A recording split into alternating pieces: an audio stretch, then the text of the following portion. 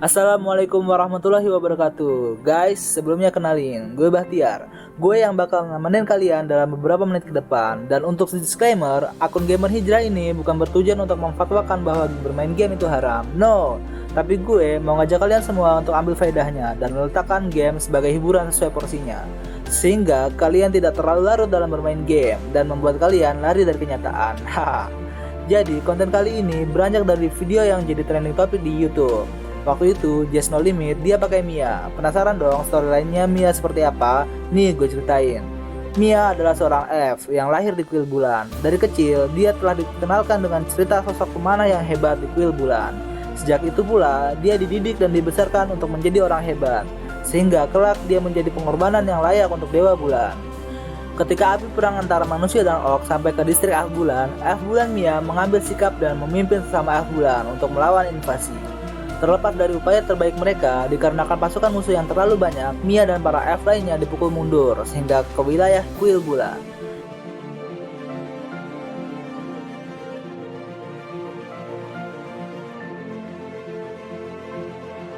Mia berlutut di tengah kuil untuk berdoa untuk yang terakhir kalinya ketika semua harapan telah hilang. Kemudian, keajaiban terjadi. Dewa Bulan menjawab doa Mia dan memberkati busurnya dengan kekuatan kuno. Mia meraih busur yang baru diberkahi itu dan menembakkan panah, dan dengan kekuatan bintang-bintang, beberapa anak panah yang dilemparkan Mia berubah jadi elang ajaib yang menyerang para musuh. Mia memimpin orang-orangnya keluar dari kuil, menghujani musuh dengan panah hujan yang lebat. Sementara itu, elang ajaib melayang-layang di antara musuh dan menyerang mereka. Layaknya bebek yang sedang diarahkan, manusia dan orc dengan cepat bergerak mundur. Mia dan bangsanya mengambil kembali distrik elf bulan hingga ke wilayah pantai Dewa Bulan, dan para elf bulan menganggap bahwa Mia dan elang ajaibnya itu sebagai jelmaan Dewa Bulan. Mia tahu dalam hatinya bahwa jika masalah ini tidak berhenti pada akarnya, perang tidak akan pernah berakhir. Dengan berkah Dewa Bulan, ia berangkat dalam perjalanan ke negeri Fajar, berharap menemukan raja yang bisa membawa kedamaian dan ketertiban bagi dunia ini. Haha, ya, jadi itulah storyline dari Mia ini, yang pada akhirnya dia berkelana mencari raja yang membawa kedamaian dan ketertiban bagi dunia. Saya rasa Mia ini tingkat kecerdasannya, pemikirannya sudah sampai fikrul mustanir, pemikiran yang jernih dan cemerlang. Dia tahu bahwa untuk menghadapi musuh tidak cukup dengan skill dan kemampuan bertarung yang tinggi, tapi juga ketaatan pada Tuhannya. Gue nggak bilang kalau Dewa Bulan itu benar ya, jelas ini fiksi. Maka gue cerita ini dengan kacamata Islam, right?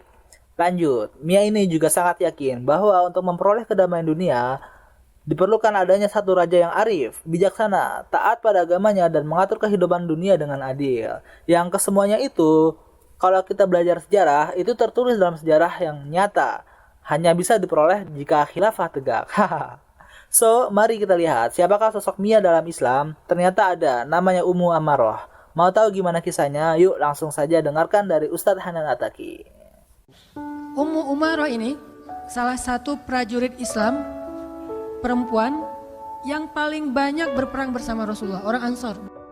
Julukannya apa? Hamraul Asad. Hamraul Asad itu artinya singa merah. Kenapa disebut singa merah? Singa karena dia pemberani, merah karena dia berdarah-darah demi membela Allah dan Rasul. Dalam perang Uhud, ketika kaum muslimin dalam keadaan terpukul mundur, dalam keadaan kacau balau, Rasulullah tinggal sendiri, tidak ada yang melindungi, dan Allah merekam itu di dalam Al-Quran. Ketika kalian pergi dan meninggalkan Rasul di belakang sendiri, siapa yang balik arah dan membela Rasulullah waktu itu? Salah satunya di antara sedikit orang yang balik lagi untuk melindungi Rasulullah adalah Ummu Umaroh. Tiba-tiba Ummu Umaroh ingat, Rasulullah gimana? Lihat ke belakang, Rasulullah tinggal sendiri di antara musuh. Langsung balik lagi, gak mikirin apakah dia siap apa enggak dengan senjatanya. Balik, ketika musuh menebas Rasulullah, dia tahan pakai badannya. Dia nggak punya senjata untuk nahan pedang musuh, sehingga ketika musuh mau menebas Rasulullah, daripada Rasulullah yang kena tebasan pedang dan nanti bisa membahayakan nyawa Rasul, dia tahan dengan badannya. Dia langsung pasang badan, kena badannya. Setiap kali kena badannya, dia ngelihat Rasulullah tidak apa-apa, dia bahagia. Kemudian dilempar tombak oleh musuh, dia tahan lagi dengan badannya, sehingga di tubuhnya ada lebih dari 20 luka bekas tombak, panah, dan sayatan pedang demi menjaga dan melindungi Rasulullah. 20 kali menahan serangan musuh dengan tubuhnya sendiri, sampai kemudian dia ditandu untuk pulang, nggak bisa jalan lagi, udah babak belur. Rasulullah juga kena tombak. Yang waktu itu ngelindungi Rasulullah itu adalah Ukasyah, kemudian Abu Bakar, kalau perempuan itu Ummu Umarah. Pas pulang Rasulullah dirawat, Ummu Umarah dirawat. Karena dia perempuan, dirawatnya berbeda dengan laki-laki, punya tenda sendiri. Ummu Umarah lagi dijahit gitu ya, sobek tuh, lukanya lagi dijahit. Maka Rasulullah bertanya bagaimana keadaan Ummu Umarah. Rasulullah khawatir dengan nasib Ummu Umarah. Akhirnya Rasulullah datang ke tendanya Ummu Umarah dan bertanya, Assalamualaikum, waalaikumsalam. Man, kata Ummu Umarah, siapa? Rasulullah. Langsung Ummu Umarah berdiri, coba. Lagi diperban, lagi dijahit. Pas tahu Rasulullah yang datang, langsung berdiri, langsung nutup semua luka dia. Dia nggak mau Rasulullah tahu kalau dia itu luka parah. Sehingga Rasulullah jadi sedih. Kan gara-gara gebelain Rasulullah dia kayak gitu kan. Nggak enak sama Rasulullah. Langsung dia berdiri sampai menetes darahnya dari jilbab dan sorban yang menutupi luka itu. Berdiri, ya Rasulullah, gimana keadaan engkau ya Rasulullah, gimana keadaan engkau? Rasulullah mengatakan, alhamdulillah saya baik-baik saja, bagaimana kamu ya Ummu Umarah?